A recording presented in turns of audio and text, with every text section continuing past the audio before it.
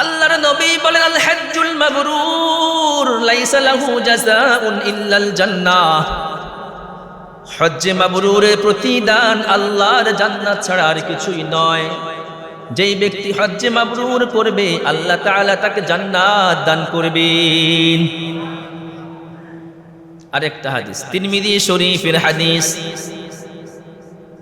ক্বালা রাসূলুল্লাহ সাল্লাল্লাহু আলাইহি ওয়াসাল্লাম, আল্লাহর নবী বলেন, উম্মত তাবিউ বাইনাল হজ্জি ওয়াল উমরাহ, তোমরা হজ এবং উমরা একসাথে আদায় করো। হজ উমরা তোমরা একসাথে আদায় করো।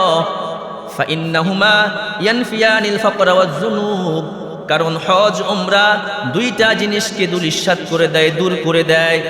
এক নম্বরে দারিদ্রতা, দুই নম্বর যাবতীয় গুনাহ। যেই ব্যক্তি হজ উমরা একসাথে আদায় করবে, আল্লাহ তাআলা তার দারিদ্রতা দূর করে দিবেন এবং জীবনের সমস্ত গুনাহ ক্ষমা করে দিবেন। হাদিসের শেষে আল্লাহর নবী বলেন, ওয়ালাইসা লিল হজ্জিল মাবরুরি সাওয়াবুন ইল্লাল জান্নাহ, হজ্জ মাবরুরের প্রতিদান একমাত্র আল্লাহর জান্নাত। সুতরাং যেই ব্যক্তি হজ্জ মাবরুর করবে, আল্লাহ তাআলা তাকে জান্নাত দান করবে, মরবে আর জান্নাতে প্রবেশ করবে। সুবহানাল্লাহ। এক ব্যক্তি আল্লাহর নবীর কাছে আসলেন, আসার পর নবীজিকে লক্ষ্য করে বললেন, ইয়া রাসূলুল্লাহ, ইন্নী জাবানুন ওয়া দাঈফ, আমি একজন দুর্বল মানুষ, বৃদ্ধ হয়ে গেছি এবং আমার সাহসও কম। দুর্বলতার কারণে আর সাহস কম হওয়ার কারণে আমি জিহাদে যেতে পারি না, অথচ জিহাদে যাওয়ার বড় আগ্রহ আমার মধ্যে আছে। আল্লাহর নবী ওই সাহাবীর আগ্রহ দেখে তাকে লক্ষ্য করে বললেন, হালুম্মা ইলা জিহাদ লা শাওকাতা ফি, ও আমার সাহাবী শোনো, আমি তোমাকে এমন একটা জিহাদে নিয়ে যাব যে জিহাদে গেলে শক্তির কোনো দরকার নাই, সাহসের কোনো দরকার নাই।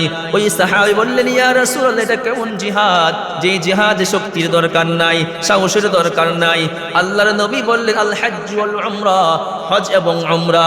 যেহেতু তুমি দুর্বল, তুমি হজ উমরা আদায় করলে আল্লাহ তাআলা তোমাকে জিহাদের সওয়াব দান করবেন। বর্তমানে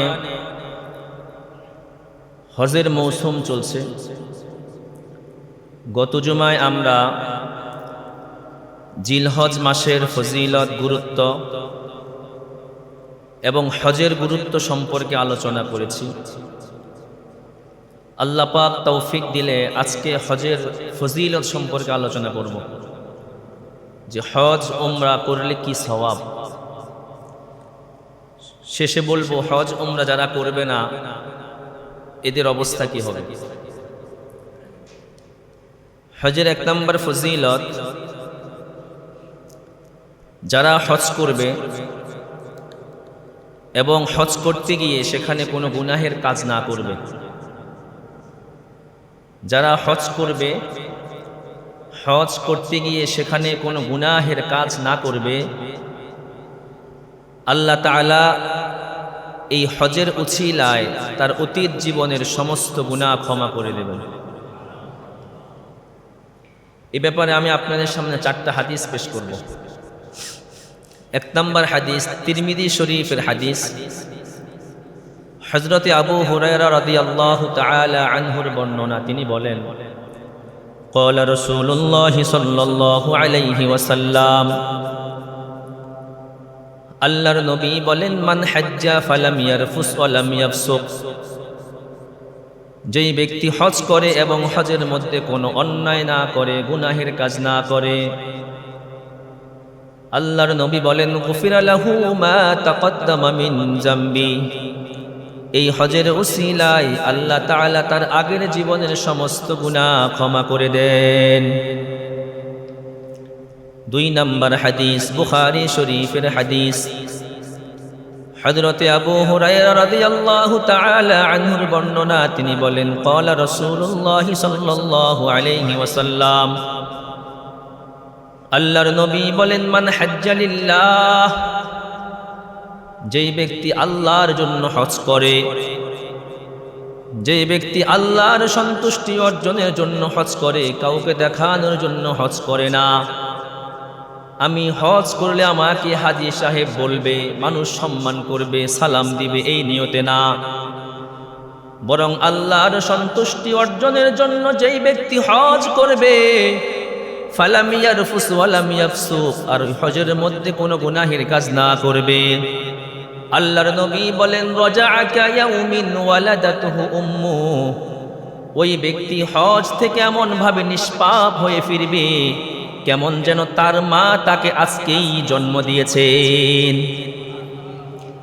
মা সন্তান জন্ম দেওয়ার পর সন্তান যেরকম নিষ্পাপ, তার কোনো গুনাহ নাই, আল্লাহর নবী বলেন যে এই বান্দা আল্লাহকে সন্তুষ্টি অর্জনের করার জন্য, আল্লাহর সন্তুষ্টির জন্য হজ করবে, আল্লাহ তাআলা তাকে ওই রকম নিষ্পাপ বানিয়ে দিবেন, একদম নিষ্পাপ হয়ে দেশে ফিরবে। শর্ত কি? আল্লাহর জন্য হতে হবে। 3 নম্বর হাদিস, মুসান্নাফে আব্দুর রাজ্জাকের হাদিস। قال رسول الله صلى الله عليه وسلم, আল্লাহর নবী বলেন মান হাজ্জাল বাইতা, যেই ব্যক্তি হজ করে, ফাকাযা মানাসিকাহু, এবং হজের বিধানগুলো সঠিকভাবে আদায় করে। যেই ব্যক্তি বাইতুল্লাহ শরীফে গিয়ে হজ করে এবং হজের বিধানগুলো সঠিকভাবে আদায় করে, ওয়াসালিমাল মুসলিমুনা মিন লিসানিহি ওয়া ইয়াদিহি, এবং তার হাত এবং জবান থেকে অন্য মুসলমান নিরাপদে থাকে, অর্থাৎ হজের সফরে কোনো হাজি সাহেবকে সেই কষ্ট দেয় না, হাত দিয়েও না, জবান দিয়েও না। আল্লাহর নবী বলেন গুফিরা লাহু মা তাকদ্দামা মিন জামবি, আল্লাহ তাআলা এই বান্দার হজের উসিলায় তার জীবনের সমস্ত গুনাহ ক্ষমা করে দিবেন। হজ গিয়ে অনেকের সাথে খারাপ আচরণ করে ফেলে। নবীজি বলেন যে ব্যক্তি হজ করবে, বিধানগুলো সঠিকভাবে আদায় করবে, কোনো মুসলমানকে জবান এবং হাত দিয়ে কষ্ট না দিবে, আল্লাহ তাআলা তার জীবনের সমস্ত গুনাহ ক্ষমা করে দিবেন।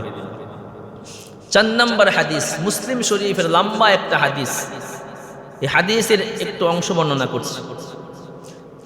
আল্লাহর নবীর সাহাবী আমর ইবনুল আস রাদিয়াল্লাহু তাআলা আনহু মৃত্যু শয্যায় শায়িত, ইন্তেকালের আগ মুহূর্তে কান্নাকাটি করছেন, অনেক কান্না করতেছেন। ওনার এই অবস্থা দেখে আল্লাহর নবী ওনাকে বললেন, হে আমর, আমা আলিমতা আন্নাল ইসলাম ইয়াহদিমু মা কানা ক্বাবলাহু, হে আমর তুমি কি জানো না ইসলাম গ্রহণ করার কারণে তোমার সমস্ত গুনাহ মাফ। যেহেতু তুমি ইসলাম গ্রহণ করেছো, এই ইসলাম গ্রহণের বদৌলতে আল্লাহ তাআলা তোমার জীবনের সমস্ত গুনাহ ক্ষমা করে দিয়েছেন।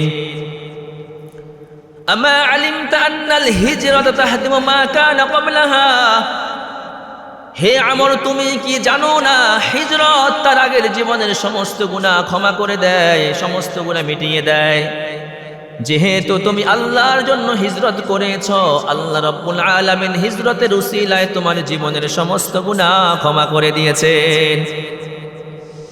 ওয়া আন্নাল হাজ্জা ইয়াহদিমু মা কানা ক্বাবলাহু, হে আমর শুনো, যেই ব্যক্তি হজ করবে, হজের উসিলায় আল্লাহ তাআলা তার জীবনের সমস্ত গুনাহ ক্ষমা করে দিবেন। যেহেতু তুমি আল্লাহকে খুশি করার জন্য হজ করেছো, আল্লাহ তাআলা তোমার জীবনের সমস্ত গুনাহ ক্ষমা করে দিয়েছেন। আল্লাহ তাআলা সমস্ত গুনাহ ক্ষমা করছে, এটা কি সুসংবাদ না দুঃসংবাদ?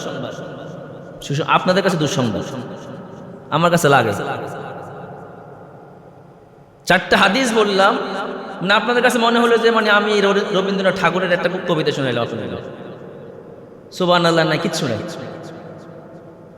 আল্লাহ জীবনের সমস্ত গুনাহ মাফ করতেছেন, আপনাদের কাছে সুবহানাল্লাহ নেই। কত বললে পরে আপনারা সুবহানাল্লাহ বলবেন?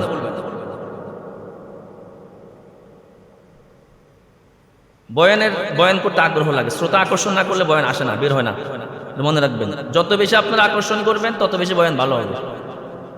আপনারা আকর্ষণ করবেন না, মাথা নিচের দিকে দিয়ে ঘুমাবেন, যতই লেখাপড়া করে আসি না কেন বয়ান বের হবে না, অটো।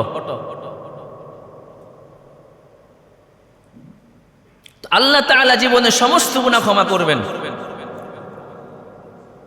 তবে কোনো বান্দার হক থাকলে সেটা আল্লাহ ক্ষমা করবেন না। কারো টাকা মেরে দিয়েছেন, কারো জমি দখল করেছেন ক্ষমতার বলে, কাউকে মিথ্যা অপবাদ দিয়েছেন। বান্দার হক বান্দা যে পর্যন্ত ক্ষমা না করবে ওই পর্যন্ত আল্লাহ পাক ক্ষমা করবে না। এজন্য মানুষ হাসুরের ময়দানে অনেক আমল নিয়ে উঠবে, নামাজের কমতি নাই, যাকাতের কমতি নাই, হজের কমতি নাই, সব ঠিক আছে, 70-80 রাকাত তাহাজ্জুদ তো আছে, আছে না? অনেকে পড়ে না 70-80 রাকাত? আপনার এলাকার মানুষ পড়ে তো 70-80 রাকাত তাহাজ্জুদ পড়ে, চাপাবাজ। অনেক আমল নিয়ে উঠবে, কিন্তু দেখবে বান্দার হক নষ্ট করেছে, সে গালি দিয়েছে, টাকা মেরে দিয়েছে, মিথ্যা কথা বলে ধোঁকাবাজি করে মানুষের সম্পদ মেরে দিয়েছে, ক্ষমতার জোরে জমি দখল করেছে। এরকম ভদ্র মানুষ আমাদের দেশে নাই। আপনি যদি 112 হজ করেন, কপাল কালো করেও ফেলেন, নিশ্চিত থাকেন জাহান্নাম আপনার জন্য আবশ্যক হয়ে গেছে। আগে বান্দার হক আদায় করতে হবে। আল্লাহর হক আপনি আদায় যদি করতে অবহেলা করেন, আল্লাহ পাক ক্ষমা করে দিবেন ক্ষমা চাইতে পারলে। কিন্তু বান্দার হক বান্দা যে পর্যন্ত ক্ষমা না করবে ওই পর্যন্ত আল্লাহ পাক ক্ষমা করবেন না। এজন্য বান্দার হক যেন নষ্ট না হয়, খেয়াল রাখবো। আমার দ্বারা যেন আমার কোনো ভাই কষ্ট না পায়, খুব খেয়াল রাখতে হবে। আল্লাহ পাক বোঝার তৌফিক দান করুন। তাহলে 1 নম্বর ফজিলত, যারা হজ করবে হজের মধ্যে কোনো গুনাহের কাজ না করবে, আল্লাহ তাআলা তার জীবনের সমস্ত গুনাহ ক্ষমা করে দিবেন। আল্লাহ পাক আমাদের প্রত্যেককে এমন হজ করার তৌফিক দান করুন, সকলে বলি আমিন। 2 নম্বর, হজ্জে মাবরুরের প্রতিদান একমাত্র আল্লাহর জান্নাত। সুবহানাল্লাহ। যেই ব্যক্তি হজ্জে মাবরুর করবে আল্লাহ তাআলা তাকে জান্নাত দান করবেন। শুধু মরার দেরি, মরবে আর জান্নাতে চলে যাবে। বুখারী শরীফের হাদিস, হযরত আবু হুরায়রা রাদিয়াল্লাহু তাআলা আনহুর বর্ণনা, তিনি বলেন, আল উমরাতু ইলাল উমরাতি কাফফারাতুল লিমা বাইনাহুমা। এক উমরা থেকে আরেক উমরার মাঝে যেই গুনাহগুলো হবে, 2 উমরা এই গুনাহের জন্য কাফফারা। আপনি একটা উমরা করলেন, আরেক উমরার আগে যতগুলা গুনাহ করলেন, ওই উমরা করার কারণে আল্লাহ তাআলা সমস্ত গুনাহ ক্ষমা করে দিবেন। আল্লাহর নবী বলেন, আল হজ্জুল মাবরুর লাইসা লাহু জাযাউন ইল্লাল জান্নাহ। হজ্জে মাবরুরের প্রতিদান আল্লাহর জান্নাত ছাড়া আর কিছুই নয়। যেই ব্যক্তি হজ্জে মাবরুর করবে আল্লাহ তাআলা তাকে জান্নাত দান করবেন। আরেকটা হাদিস, তিরমিজি শরীফের হাদিস, ক্বালা রাসূলুল্লাহ সাল্লাল্লাহু আলাইহি ওয়াসাল্লাম, আল্লাহর নবী বলেন, উম্মত তাবিউ বাইনাল হজ্জি ওয়াল উমরাহ। তোমরা হজ এবং উমরা একসাথে আদায় করো, হজ উমরা তোমরা একসাথে আদায় করো। ফাইন্নাহুমা ইয়ানফিয়ানিল ফাকরা ওয়াজ যুনুব। কারণ হজ উমরা 2টা জিনিসকে দুলিশাত করে দেয়, দূর করে দেয়। 1 নম্বরে দারিদ্রতা, 2 নম্বর যাবতীয় গুনাহ। যেই ব্যক্তি হজ উমরা একসাথে আদায় করবে আল্লাহ তাআলা তার দারিদ্রতা দূর করে দিবেন এবং জীবনের সমস্ত গুনাহ ক্ষমা করে দিবেন। হাদিসের শেষে আল্লাহর নবী বলেন, ওয়ালাইসা লিল হজ্জিল মাবরুরি সাওয়াবুন ইল্লাল জান্নাহ। হজ্জ মাবরুরের প্রতিদান একমাত্র আল্লাহর জান্নাত। সুতরাং যেই ব্যক্তি হজ্জে মাবরুর করবে আল্লাহ তাআলা তাকে জান্নাত দান করবে, মরবে আর জান্নাতে প্রবেশ করবে। সুবহানাল্লাহ। 3 নাম্বার, যে সমস্ত নারী, শিশু, দুর্বল এবং বৃদ্ধ, এই 4 প্রকারের মানুষ, এদের জন্য হজই হচ্ছে জিহাদ। হজ করবে, উমরা করবে, জিহাদের সওয়াব পেয়ে যাবে। সুবহানাল্লাহ। নারীরা, শিশুরা, দুর্বল পুরুষ এবং বৃদ্ধ, ওনারা হজ উমরা করবে, হজ উমরার সওয়াব তো পাবেই, পাশাপাশি আল্লাহ তাআলা ওনাদেরকে জিহাদের সওয়াব দান করবেন। সুবহানাল্লাহ।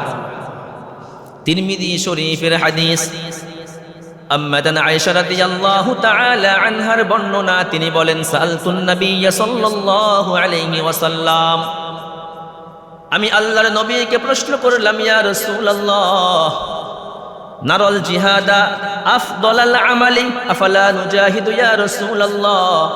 হে আল্লাহর রাসূল, আমরা তো জিহাদকে সর্বোত্তম ইবাদত মনে করি, অনেক বড় ইবাদত মনে করি, আমরা নারীরাকে জিহাদ করব না, আমাদের মহিলাদেরকে জিহাদ করার কোনো দরকার নাই।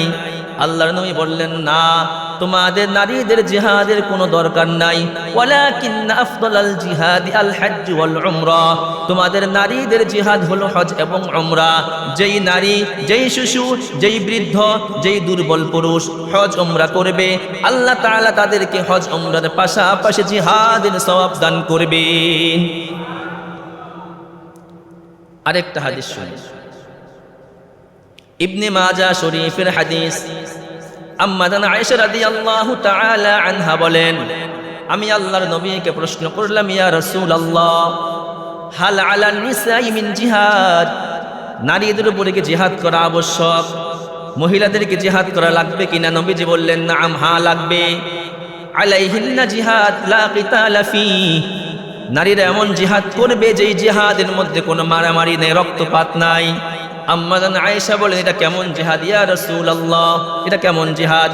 নবীজি বললেন, আল হজ্জ ওয়াল উমরা, যেই নারী হজ উমরা করবে আল্লাহ তাআলা হজ উমরার বিনিময়ে তাদেরকে জিহাদের সওয়াব দান করবেন।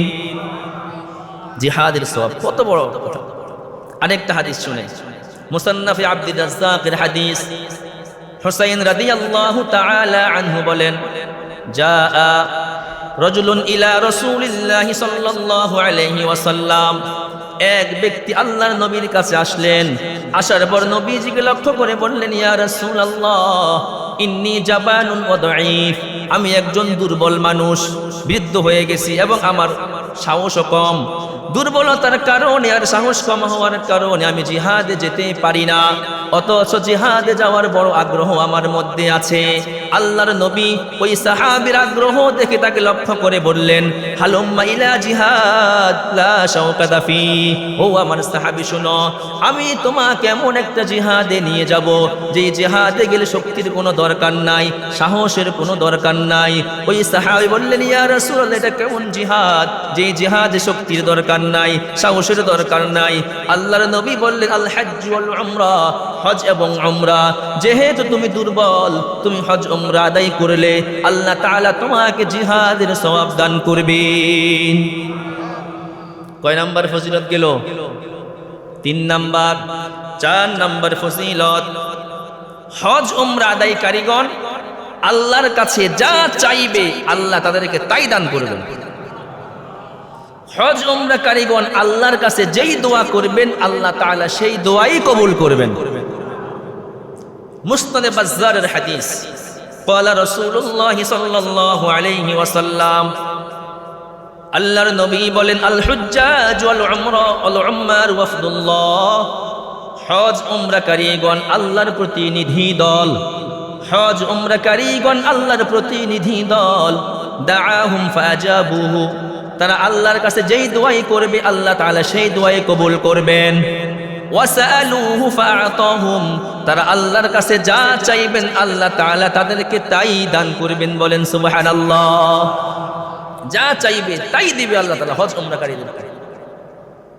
শুধু হতাশা, আমার এটা নাই সেটা নাই, যান ওখানে, আল্লাহর কাছে যান, ওখানে গিয়ে চান, অবশ্যই দিবে, যদি চাইতে পারি আমরা, অবশ্যই দিবে। 5 নাম্বার, হজ উমরাকারীকে তো আল্লাহ ক্ষমা করবেন, ওনারা যাদের জন্য ক্ষমার দোয়া করবেন আল্লাহ তাআলা তাদেরকেও ক্ষমা করবেন।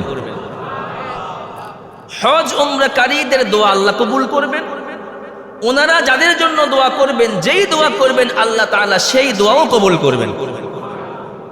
কত বড় কথা, কত বড় কথা।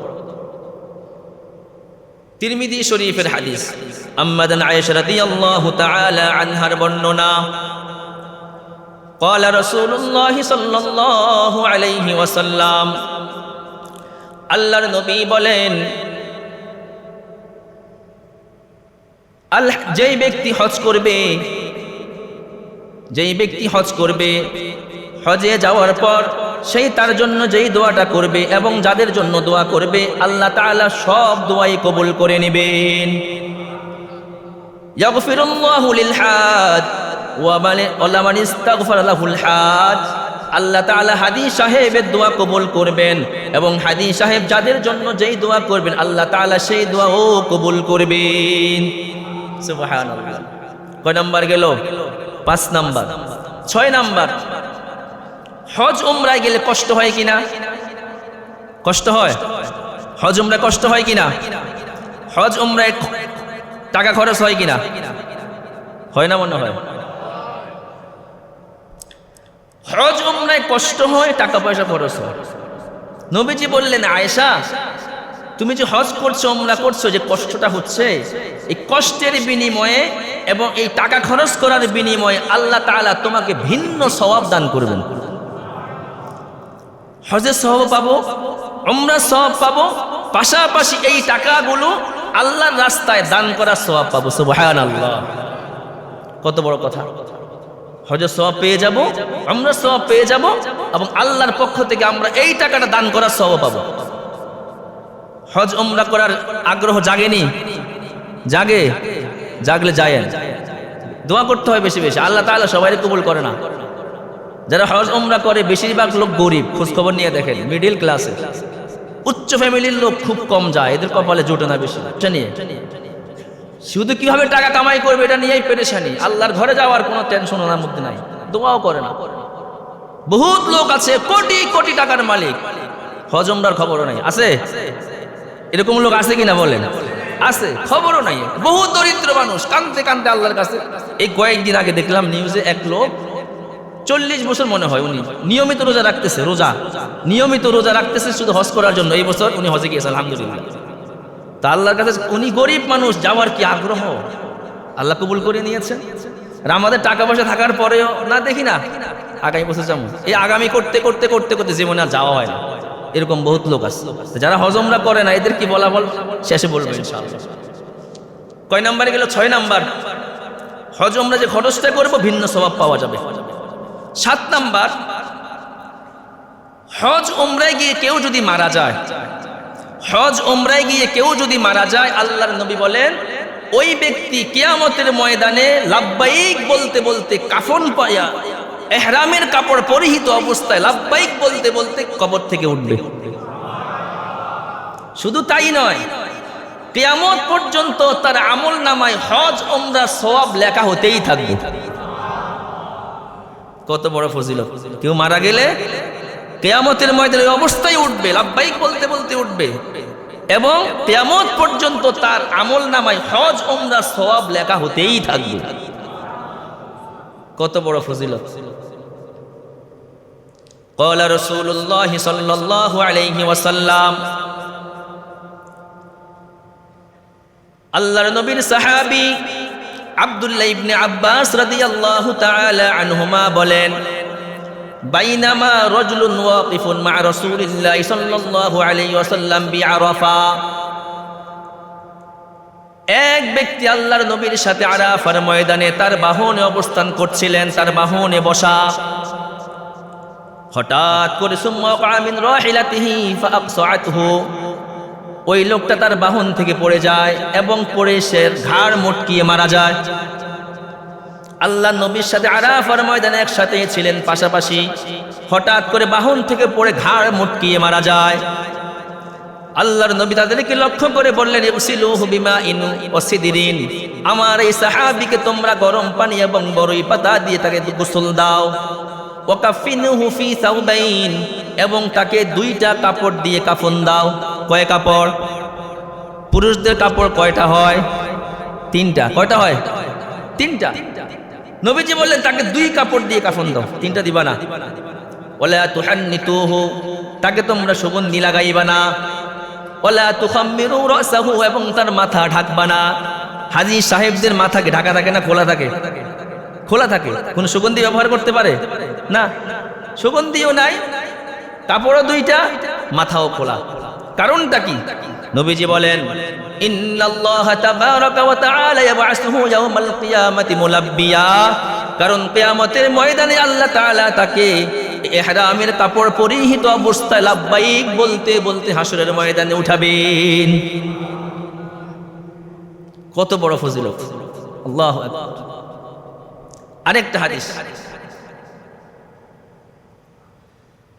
قال رسول الله صلى الله عليه وسلم, আল্লাহর নবী বলেন, মান খরাজা হাজ্জান ফামাতা, যেই ব্যক্তি হজের সফরে বের হয়ে মারা গিয়েছে, হজের মধ্যেই এখন হজ শেষ করে আসতে পারে নাই, আল্লাহর নবী বলেন কুতিবাত লাহু আজরুল হাজ ইলা ইয়াউমিল কিয়ামা, কিয়ামত পর্যন্ত ওই ব্যক্তির আমল নামায় হজের সওয়াব লেখা হতেই থাকবে। ওমান খরাজা মুতামিরান ফামাতা, যেই ব্যক্তি উমরার জন্য বের হয়েছে ওই অবস্থায় সেই মারা গিয়েছে, আল্লাহর নবী বলেন কুতিবাত লাহু আজরুল মুতামির ইলা ইয়াউমিল কিয়ামা, কিয়ামত পর্যন্ত তার আমল নামায় উমরার সওয়াব লেখা হতেই থাকবে। ওমান খরাজা গাজিয়ান ফামাতা, যেই ব্যক্তি জিহাদের ময়দানে গিয়েছে যুদ্ধ করার জন্য কিন্তু সে সেখানে মারা গিয়েছে, আল্লাহর নবী বলেন কুতিবাত লাহু আজরুল গাজি ইলা ইয়াউমিল কিয়ামা, কিয়ামত পর্যন্ত তার আমলনামায় জিহাদের সওয়াব লেখা হতেই থাকবে। হজ করতে গেল মারা গেল, হজের সওয়াব, উমরা করতে গিয়ে মারা গেল, উমরার সওয়াব, জিহাদ করতে গিয়ে মারা গেল, জিহাদের সওয়াব। সুবহানাল্লাহ। কয় নাম্বার ফজিলত গেল? 7 নাম্বার। 8 নাম্বার ফজিলত, যেই হজের মধ্যে উঁচু আওয়াজে তালবিয়া পাঠ করা হয়। কি পাঠ করা হয়? তালবিয়া। তালবিয়া পারেন? যেই হজের মধ্যে উঁচু আওয়াজে তালবিয়া পাঠ করা হয় এবং কুরবানি করা হয়, নবীজি বলেন ওই হজটাই হচ্ছে সর্বোত্তম হজ। সুবহানাল্লাহ। তিরমিজি শরীফের হাদিস, 3টা হাদিস বলবো। তিরমিজি শরীফের 827, 28, 29। হযরত আবু বকর সিদ্দিক রাদিয়াল্লাহু তাআলা আনহু বলেন সুইলান নবী সাল্লাল্লাহু আলাইহি ওয়াসাল্লাম আইয়ুল হজ্জি আফদল ইয়া রাসূলুল্লাহ, আল্লাহর নবীকে প্রশ্ন করা হলো ইয়া রাসূলুল্লাহ সর্বোত্তম হজ কোনটা, কোন হজ সর্বোত্তম? নবীজি বললেন আল আজ্জু ওয়াস সাজ্জু, 2 শব্দের মাধ্যমে বুঝিয়ে দিলেন। আল আজ্জু মানে হলো যেই হজের মধ্যে উঁচু আওয়াজে তালবিয়া পাঠ করা হয়, লাব্বাইক আল্লাহুম্মা লাব্বাইক লাব্বাইক লা শারীকা লাকা লাব্বাইক ইন্নাল হামদা ওয়ান নি'মাতা লাকা ওয়াল মুলক লা শারীকা লাক। এই তালবিয়া যেই হজের মধ্যে উঁচু আওয়াজে পাঠ করা হয় এবং যেই হজের মধ্যে কুরবানি করা হয়, আল্লাহর নবী বলেন ওই হজ হলো সর্বোত্তম হজ। সুবহানাল্লাহ। 2 নম্বর হাদিস মুসনাদে বাজ্জারের হাদিস, ক্বালা রাসূলুল্লাহ সাল্লাল্লাহু আলাইহি ওয়াসাল্লাম, আল্লাহর নবী বলেন ক্বালা রাসূলুল্লাহ সাল্লাল্লাহু আলাইহি ওয়াসাল্লাম, আল্লাহর নবী বলেন আতানি জিবরিল, জিবরিল আমিন আমার কাছে আসলেন, ফাআমারানি আন আমুরা আসহাবি আন ইয়ারফাউ আসওয়াতাহুম বিল ইহলাল ওয়াত তাহলিল, আমি যেন আমার সাহাবীদেরকে উঁচু আওয়াজে তালবিয়া পাঠ করার জন্য আদেশ করি। নবীজি বলেন জিবরিল আমিন আমার কাছে আসছেন, এসে আমাকে বললেন আমি যেন আমার সাহাবীদেরকে উঁচু আওয়াজে তালবিয়া পাঠ করার জন্য বলি। বলেন সুবহানাল্লাহ। তাহলে কয় নাম্বার গেল? 8 নাম্বার। যে হজের মধ্যে তালবিয়া পাঠ করা হয় এবং কুরবানি করা হয়, ওই হজ হচ্ছে সর্বোত্তম হজ।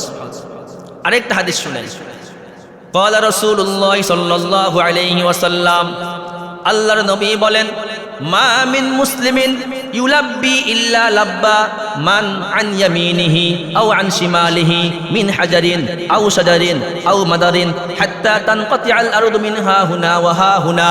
আল্লাহর নবী বলেন যেই মুসলমান হজ করার জন্য যায়, হজে গিয়ে উঁচু আওয়াজে তালবিয়া পাঠ করে লাব্বাইক আল্লাহুম্মা লাব্বাইক লাব্বাইক লা শারীকা লাকা লাব্বাইক ইন্নাল হামদা ওয়ান নি'মাতা লাকা ওয়াল মুলক লা শারীকা লাকা লাব্বাইক। যেই ব্যক্তি উঁচু আওয়াজ তালবিয়া পাঠ করে, নবীজি বলেন তার ডানের বামের আশপাশের সমস্ত গাছপালা, তরুলতা, এমনকি ইট পাটকেল সহ তার সাথে তালবিয়া পাঠ করতে থাকে। এমনকি তখন তালবিয়া পাঠকারীদের দ্বারা পৃথিবীর এক প্রান্ত থেকে আরেক প্রান্ত পর্যন্ত পরিপূর্ণ হয়ে যায়। আমি তালবিয়া পাঠ করছি, আমার ডানের বামের গাছপালা আমার সাথে তালবিয়া পাঠ করছে, ইট পাটকেল ঘর দুয়ার আমার সাথে তালবিয়া পাঠ করছে। এভাবে করতে করতে পুরা দুনিয়ার সমস্ত সব কিছু আল্লাহর তালবিয়া পাঠ করতে থাকি। তালবিয়া পাঠ করা। 9 নাম্বার, তাওয়াফের ফজিলত। তাওয়াফ করলে কি ফজিলত? তিনটা হাদিস বলবো, এই তিনটা হাদিসের ভিতরে অনেকগুলা ফজিলতের কথা আলোচনা হয়েছে। তিনটার মধ্যে বুখারী শরীফের হাদিস, আম্মাদান আয়েশা রাদিয়াল্লাহু তাআলা আনহা বলেন, ক্বালা রাসূলুল্লাহ সাল্লাল্লাহু আলাইহি ওয়াসাল্লাম, আল্লাহর নবী বলেন, মান তাফা বিহাযাল বাইতি সাবআ, যেই ব্যক্তি এই ঘরের অর্থাৎ কাবা শরীফের 7 বার তাওয়াফ করবে। কয়বার? ফাআহসাহু কানা কাইতকি রাকাবা, আল্লাহর নবী বলেন 7 বার তাওয়াফ করার কারণে আল্লাহ তাআলা একটা গোলাম আজাদ করার সওয়াব দান করবেন। ওয়ালা ইয়ারফাউ কদামান ওয়ালা ইয়াদউ কদামান ওয়ালা ইয়ারফাউ ইল্লা হাত্তা আল্লাহু ফীহি লাহুল সাইয়্যাত ওয়া কাতাবা লাহুল হাসানাত। যেই ব্যক্তি তাওয়াফ করবে, তাওয়াফের মধ্যে একবার পাও তুললো, আরেকবার কদম রাখলো, একবার কদম তুললো, আরেকবার কদম রাখলো। নবীজি বলেন, একবার কদম তোলা এবং রাখার বরকতে আল্লাহ তাআলা তার একটা গুনাহ ক্ষমা করে দিবেন এবং তার জন্য একটা নেকি লিখে দিবেন। প্রতি কদমে তাওয়াফের সময় পাও তুললাম, পাও রাখলাম, এই তুললাম একটা গুনাহ মাফ, পাও রাখলাম একটা নেকি আমার নামে লেখা হয়ে গেল। সুবহানাল্লাহ, কত বড় ফজিলত। ইবনে মাজাহ শরীফের হাদিস, ক্বালা রাসূলুল্লাহ সাল্লাল্লাহু আলাইহি ওয়াসাল্লাম, আল্লাহর নবী বলেন, মান তাফা বিল বাইতি সাবআ, যেই ব্যক্তি বাইতুল্লাহ শরীফে 7 বার তাওয়াফ করে। কয়বার?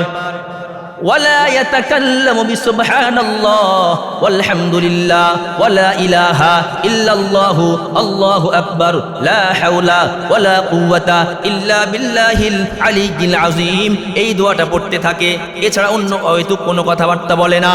নবীজি বলেন, যে ব্যক্তি বাইতুল্লাহর 7 বার তাওয়াফ করবে, তাওয়াফ চলাকালীন সময় হয়তো কোনো কথাবার্তা না বলে এই দোয়াটা পড়বে, আল্লাহর নবী বলেন, মুহিয়াত আনহু আশরু সাইয়্যাত, আল্লাহ তাআলা তার 10টা গুনাহ ক্ষমা করে দিবেন। ওয়া কুতিবাত লাহু আশরু হাসানাত, আল্লাহ তাআলা তাকে 10টি সওয়াব দান করবেন। ওয়া রুফিআত লাহু আশরু দারাজাত, আল্লাহ তাআলা তার 10টা মর্যাদা বাড়িয়ে দিবেন। তাওয়াফের মধ্যে কোনো কথা নাই, শুধু এই দোয়াটা, লা হাওলা সুবহানাল্লাহি ওয়ালহামদুলিল্লাহি ওয়ালা ইলাহা ইল্লাল্লাহু আল্লাহু আকবার লা হাওলা ওয়ালা কুওয়াতা ইল্লা বিল্লাহিল আলিয়্যিল আযীম। 10টা গুনাহ মাফ, 10টা নেকি লেখা হবে, 10টা মর্যাদা বাড়ানো হবে। সুবহানাল্লাহ। আরেকটা হাদিস শুনাই, তিরমিজি শরীফের হাদিস, ক্বালা রাসূলুল্লাহ সাল্লাল্লাহু আলাইহি ওয়াসাল্লাম, আল্লাহর নবী বলেন, ইউনজিলুল্লাহু কুল্লা ইয়াউমিন আলা হুজ্জাজ বাইতিল হারাম 170 রাহমা, আল্লাহ রাব্বুল আলামিন প্রতিদিন বাইতুল্লাহ হজকারীদের উপরে 120টা রহমত নাজিল করে। প্রতিদিন বাইতুল্লাহ হজকারীদের উপরে আল্লাহ তাআলা 120টা রহমত নাজিল করে। কয়টা? 60টা হলো তাওয়াফকারীদের জন্য। সুবহানাল্লাহ। যারা তাওয়াফ করবে এদেরকে আল্লাহ প্রতিদিন 60টা রহমত দিবেন। ও 40 লিল মুসাল্লিন, যারা বাইতুল্লাহর মধ্যে নামাজ পড়বে এদেরকে আল্লাহ 40 রহমত দান করবে। কয়টা? 40টা। ও 20 লিন নাযিরিন, যারা তাওয়াফ করবে না, নামাজ পড়বে না, শুধু আল্লাহর ঘরের দিকে তাকিয়ে থাকবে, আল্লাহ তাআলা তাদেরকেও 20টা রহমত দান করবেন। তাওয়াফের কত ফজিলত! ওখানে গেলে শুধু ফজিলত আর ফজিলত, ফজিলতের কোনো শেষ নাই। কয় নাম্বার গেল? 9।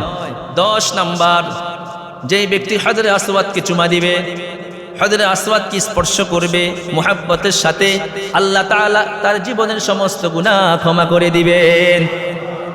তবারি শরীফের হাদিস, ক্বালা রাসূলুল্লাহ সাল্লাল্লাহু আলাইহি ওয়াসাল্লাম, আল্লাহর নবী বলেন, ইন্না মাসহাহা কাফফারাতুল লিল খতায়া, হজরে আসওয়াদকে স্পর্শ করা, হজরে আসওয়াদকে চুমা দেওয়া জীবনের সমস্ত গুনাহের জন্য কাফফারা। এখন অনেকে চুমা দিতে গিয়ে কিছু ভুল করে ফেলে, অধিক ভিড় দেখা গেলে সেখানে চুমা দেওয়া দরকার নেই, একটু টাচ করে চলে যাবে। আপনি চুমা দিতে গিয়ে তো আরেক ভাইকে কষ্ট দিতেছেন, ঠিক কি না? এই চুমা দেওয়া নিয়ে কত ঝামেলা, মানুষের কত চাপ খায়, হাড্ডিও ভেঙে যায়, অনেক ঝামেলার মধ্যে পড়ে। এই জন্য চুমা না দিতে পারলে ভয়ের কিছু নেই, হাত লাগাইয়ে চলে যাবেন, সমস্ত গুনাহ মাফ। সুবহানাল্লাহ। চুমা দিলে মাফ। 10 নাম্বার গেল। 11 নাম্বার আরাফা, উকুফে আরাফা। আরাফা যারা অবস্থান করে হাজী সাহেবদেরকে নিয়ে আল্লাহ তাআলা ফেরেশতাদের সামনে গর্ব করে, সুবহানাল্লাহ। শুধু গর্ব করে না, আল্লাহ বলেন, ও ফেরেশতারা সাক্ষী থাকো, আমি এই আরাফার ময়দানে অবস্থানকারী সকল বান্দার জীবনের সমস্ত গুনাহ ক্ষমা করে দিলাম। শুধু তাই নয়, তারা আমার কাছে যে যে দোয়া করছে আমি সমস্ত দোয়া কবুল করে নিলাম। ইবনে মাজাহ শরীফের হাদিস, ক্বালা রাসূলুল্লাহ সাল্লাল্লাহু আলাইহি ওয়াসাল্লাম, আল্লাহর নবী বলেন, ইযা কানা ইয়াউমু আরাফা, যখন আরাফার দিন আসে, আরাফার দিন আসার পর ইয়ানজিলুল্লাহু তাবারাকা ওয়া তাআলা ইলা সামাঈদ দুনিয়া, আল্লাহ রাব্বুল আলামিন দুনিয়ার আকাশে চলে আসেন। আসার পর সুম্মা ইউবাহি বিহিমুল মালাইকা, আল্লাহ তাআলা তখন ফেরেশতাদের সামনে এই লোকদেরকে নিয়ে গর্ব করে আর ফেরেশতাদেরকে লক্ষ্য করে বলে, উনজুরু ইলা ইবাদি, হে আমার ফেরেশতারা, তোমরা আমার বান্দাদের দিকে তাকাও, দেখো আমার বান্দাদের তাকাও, মা আরাদাহা উলা, তোমরা কি জানো এরা আমার কাছে কি চায়? তারা বলেন যে না, আমরা জানি না। আল্লাহ পাক বলেন, আতাউনি শুসান গুবরা দাহিকিনা মিন কুল্লি ফাজ্জিন আমিক, হে আমার ফেরেশতারা একটু লক্ষ্য করে দেখো, এলো মেলো কেশে ধুলো মলিন বেশে, এলো মেলো কেশে ধুলো মলিন বেশে বিভিন্ন প্রান্ত থেকে তালবিয়া পড়তে পড়তে আমার বান্দারা আমার কাছে এসেছে। ও আমার ফেরেশতারা, তোমরা সাক্ষী থাকো, উশহিদুকুম আন্নী গফারতু লাহুম, আমি আমার এই সমস্ত বান্দাদেরকে ক্ষমা করে দিলাম, ক্ষমা করে দিলাম। আরেক হাদিসে আল্লাহ নবী বলেন, খায়রুদ দুআ ইয়াউমু আরাফা, উত্তম দোয়া হচ্ছে আরাফার দোয়া। আরাফার দিন বেশি বেশি দোয়া করা, কারণ আল্লাহ তাআলা এই আরাফার দিনে যত জাহান্নামীকে জাহান্নাম থেকে মুক্ত করে দেন, এই আরাফার দিনে যত দোয়া কবুল করেন, আল্লাহর নবী বলেন অন্য কোনো দিনে আল্লাহ পাক এত বান্দাকে জাহান্নাম থেকে মুক্ত করেন না, অন্য কোনো দিনে আল্লাহ পাক এত দোয়া কবুল করেন না। সুতরাং আরাফার দিনে বেশি বেশি দোয়া করা। বুঝে আসছে? 12 নাম্বার, রমজান মাসে হজ করলে, রমজান মাসে উমরা করলে হজের সওয়াব, সুবহানাল্লাহ। রমজানে কেউ যদি উমরা করতে পারেন, ফরজ হজের সওয়াব লাভ করবেন। আল্লাহ পাক আমাদের প্রত্যেককে হজ উমরা সব কিছু করার তৌফিক দান করেন। আরাফার রোজা সম্পর্কে গত জুমা বলেছি, আজকে বলে দিই। আরাফার রোজা, ক্বালা রাসূলুল্লাহ সাল্লাল্লাহু আলাইহি ওয়াসাল্লাম, আল্লাহর নবী বলেন, সিয়ামু ইয়াউমু আরাফাতা ইন্নী আহতাসিবু আন ইউকাফফিরা সানাতাল্লাতী ক্বাবলা ওয়াস সানাতাল্লাতী বা'দা। আল্লাহর নবী বলেন, আরাফা রোজার ব্যাপারে আমি আল্লাহর কাছে আশাবাদী, আল্লাহ তাআলা এই একটা রোজার বিনিময়ে বান্দার আগের এবং পরের 2 বছরের গুনাহ ক্ষমা করে দিবেন। রাখবেন নি রোজা? আরাফা রোজাটা আগামী শনিবার থেকে শুরু হবে, কালকে শনিবার না, এরপরের শনিবার থেকে হয়তো শুরু হতে পারে ইনশাআল্লাহ। জিলহজ মাসের 1ম তারিখ থেকে নিয়ে 9টা রোজা রাখবেন। কয়টা রোজা? 9টা। প্রতি রোজার বিনিময়ে 1 বছর রোজা রাখার সওয়াব, সুবহানাল্লাহ। 9টা রোজা কষ্ট করে আল্লাহ পাক আমাদেরকে রাখার তৌফিক দান করেন। শেষ আলোচনা, যারা হজ উমরা করবে না এদের কি অবস্থা হবে?